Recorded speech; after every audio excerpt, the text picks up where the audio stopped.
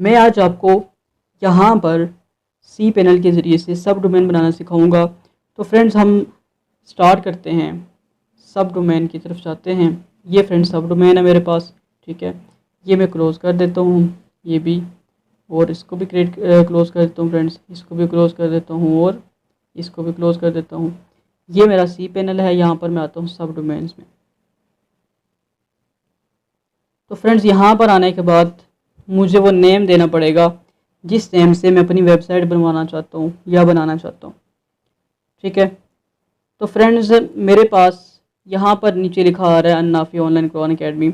उसकी रीज़न क्या है? उसकी रीज़न ये है कि मैं एक सब डोमेन बना रहा हूँ। तो सब डोमेन जब मैं बनाऊँगा तो मेरे पास ये जो डोमेन है इसका नाम लिखा आता रहेगा, ठीक है। लेकिन अगर आप परचेज़ करते हैं तो फिर आपके पास ये चीज़ लिखी नहीं आएगी। तो फ्रेंड्स अब मैं यहाँ आता हूँ, यहाँ आके मैं लिखता हूँ सब डोमेन का नेम। तो फॉर एग्ज़ाम्पल चूँकि ये नॉलेज गेट वगैरह पहले से बनी हुई है तो इसलिए मैं वो तो नहीं बना रहा। तो मैं यहाँ पर लिखता हूँ वेब कोर्स, ठीक है। वेब कोर्स मैंने लिख दिया। तो अब यहाँ से क्रिएट पर मैं क्लिक करता हूँ।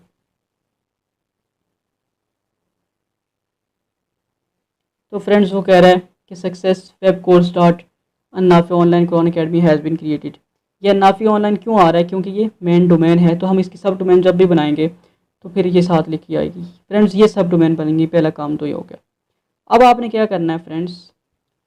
अब आपने करना यह है कि अब आपने एक डेटाबेस बनानी है।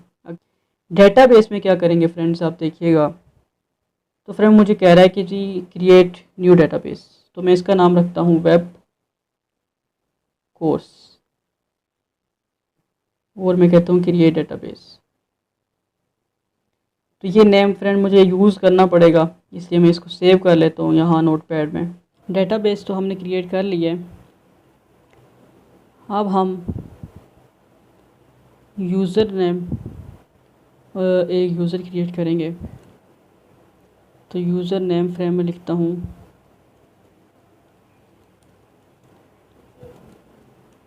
फॉर एग्ज़ाम्पल मैं अहमद ख़ान लिख देता हूँ और पासवर्ड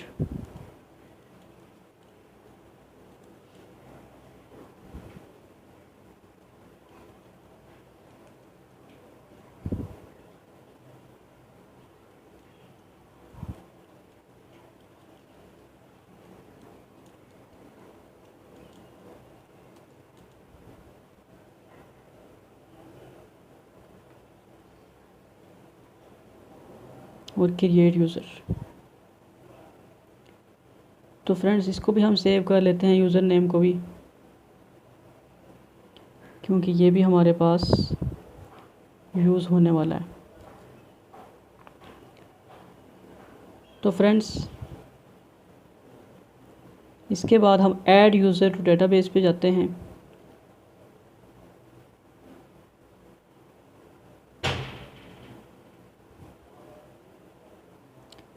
और हम इस यूज़र को इस डेटाबेस के साथ ऐड कर देते हैं।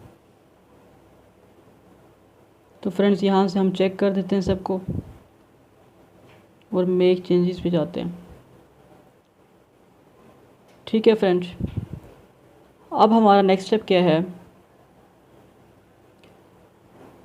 अब हमें इस वेब कोर्स के रूट फोल्डर में जाना है। यहाँ पर क्लिक करने से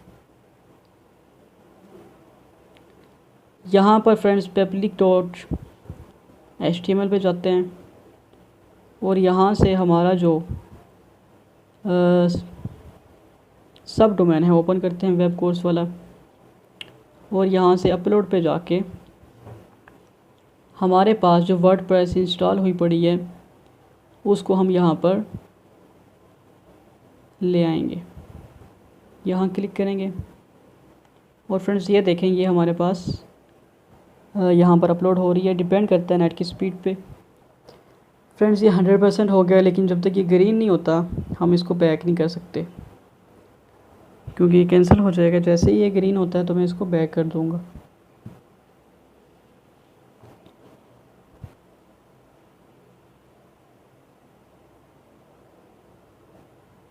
तो फ्रेंड्स ये ग्रीन हो गया।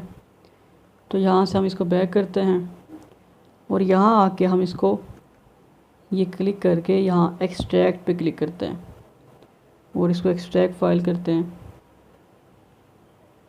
इसके बाद ये वाला हम क्लोज़ कर लेते हैं और ये वाला डिलीट कर देते हैं। इसको ओपन करेंगे, सिलेक्ट ऑल करेंगे, मूव करेंगे और इसको अपने रूट फोल्डर में वेब कोर्स वाले में वहाँ इसको मूव फाइल कर देंगे। तो फ्रेंड्स ये वहाँ पे चला गया। अब हमने क्या करना है फ्रेंड्स, अब हमने इस पर क्लिक करना है और यहाँ से WP config वाले फोल्डर को एडिट पे जाना है। हमने यहाँ क्लिक करेंगे और फ्रेंड्स अब हम क्या करेंगे यहाँ पे, तो डेटाबेस नेम हमने यहाँ पर लगा देना है। ठीक है, ये वाला डेटाबेस नेम मैं यहाँ लगा देता हूँ और यूज़र नेम की जगह ये वाला यूज़र नेम लगा देते हैं।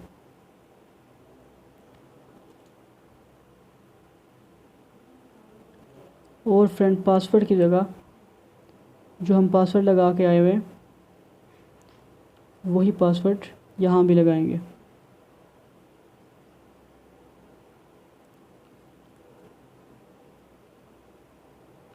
ठीक है फ्रेंड, और यहाँ से सेव चेंजेस और इसको क्लोज़ और इसको हम नाम रीनेम करेंगे इसका। और यहाँ से ये जो सैम्पल वर्ड लिखा हुआ है इसको कट करेंगे, ये WP config.php के नाम से इसको सेव करेंगे।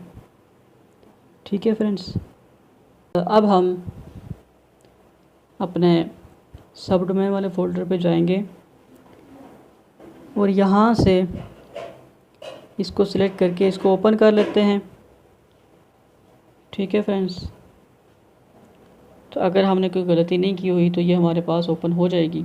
ये देखें फ्रेंड्स, यहाँ से कंटिन्यू पे जाते हैं और हम अपनी वेबसाइट का नेम दे देते हैं कि क्या नाम है। ये हम बाद में चेंज भी कर सकते हैं। तो मैं नॉलेज गेट दे देता हूँ, चलें knowledge gate. Username friend देना है अब हमने, तो यूज़र नेम में अपना ईमेल दे देता हूँ।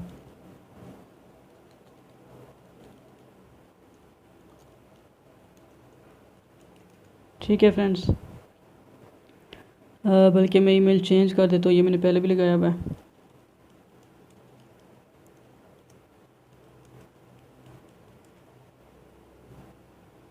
अब हम पासवर्ड रखेंगे फ्रेंड्स।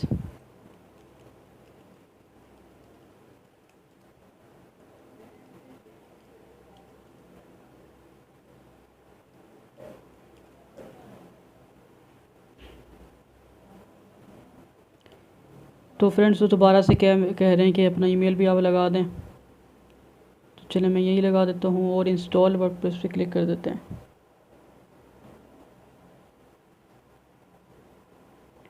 तो फ्रेंड्स ये इंटरनेट की स्पीड पे डिपेंड करता है, जितनी तेज़ इंटरनेट की स्पीड होगी इतनी जल्दी ओपन हो जाएगा। तो ये फ्रेंड्स लॉगिन पे जाते हैं और यहाँ पर अपना ईमेल लगाते हैं और पासवर्ड लगा के इसको लॉगिन करते हैं।